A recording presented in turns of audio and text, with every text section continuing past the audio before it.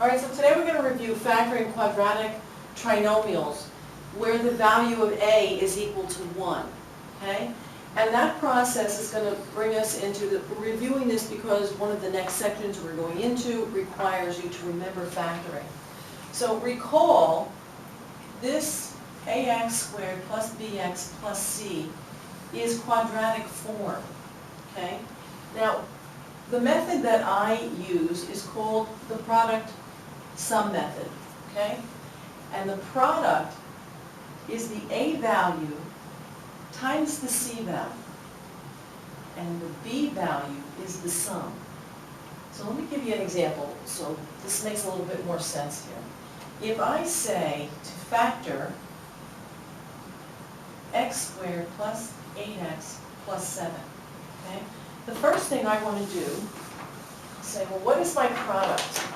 Don't forget, in front of this 1, at this x, there's a 1. This is my a value, this is my c value. 7 times 1 is 7, so that's my product. My sum is the b value, 8. So now I say to myself, I'm looking for two numbers that are going to go here and here. Two numbers that when I multiply them, I'll get 7, and when I add them, I'll get 8. This is a fairly easy example because 7 only has two factors, 7 and 1. Those numbers I can bop right into the parentheses, x plus 7 times x plus 1. So this is the factored form of this quadratic trinomial. Now if I do a quick foiling, what we call foiling, x squared plus x plus 7x, don't I get my 8x and I get my 7? So I can always recheck my answer by refoiling. Let's try something a little different for our next problem. Place this here. Let's try something with some negative number in it. So x squared plus x minus 90. So again, I'm going to use my big X, I call it. My product goes in the top part. My sum goes in the bottom part. My product is a times c, or 1 times negative 90. My sum, in this case, don't forget that's the invisible 1. My sum is 1. Well, what two numbers will multiply to 90 and still give me 1? Well, factors of 90, how about 10 and 9? That'll give me 90. I have a negative up there. So one of these numbers has to be negative. This has to be negative because when I add these, I still need to get a positive 1. Now, these numbers can be put right in the parentheses. So my factors are x plus 10 times x minus 9. And if you follow this process, you'll find that factoring quadratic trinomials where the a value is equal to 1 is very simple. That's it.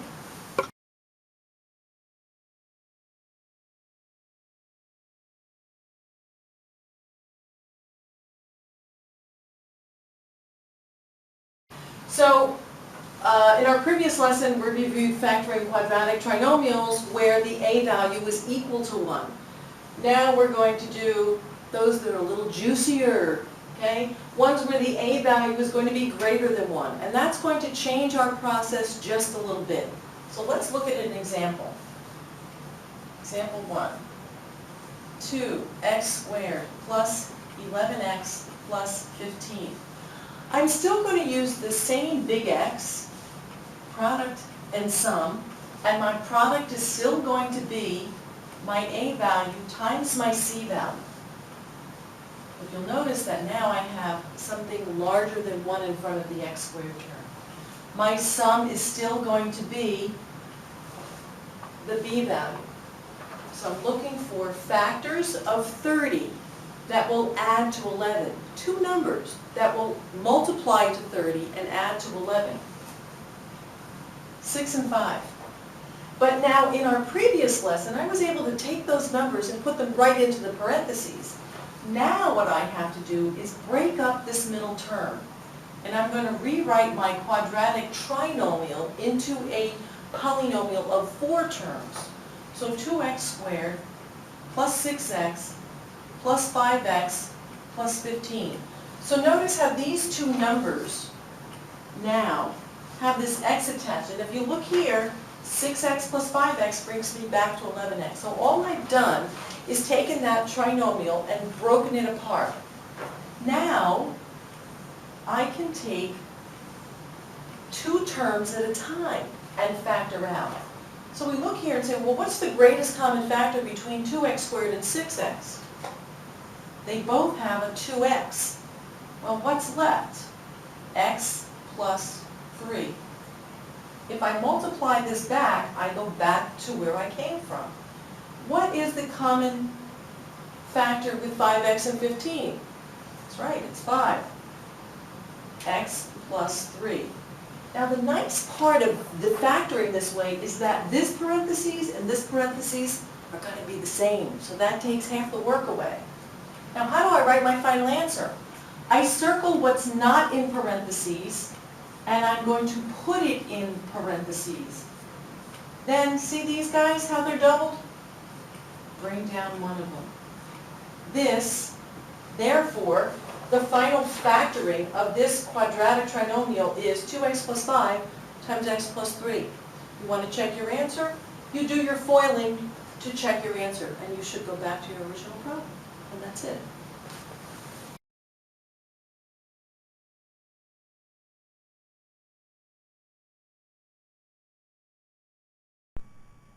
Okay, so this is another example of a problem that we did in class,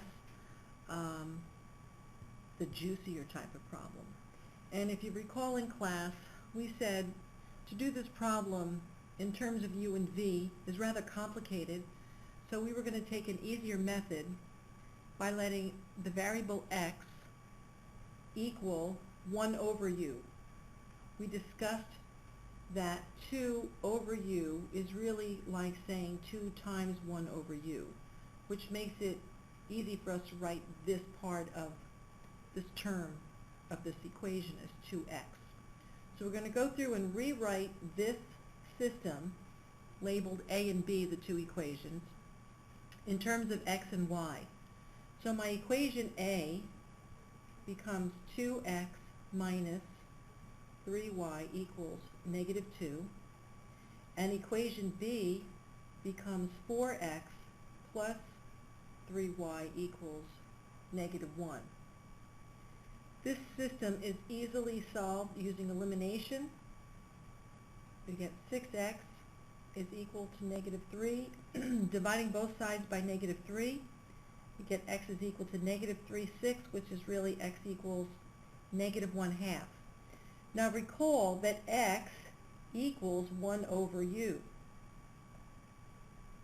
X equals negative 1/2, so 1 over u equals negative 1/2.